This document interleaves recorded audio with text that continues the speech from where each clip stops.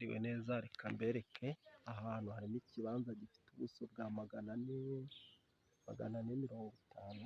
Urabona ko ari ahantu heza hatuwe, Akagari ka Nyarurama, Umudugudu wa Kabeza.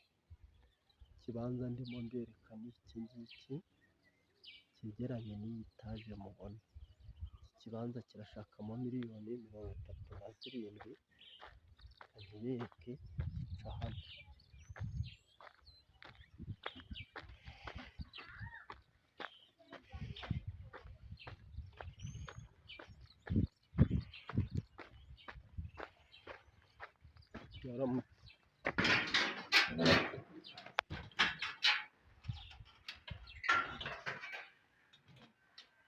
Kugenda kirimo aka kazu ko mureba,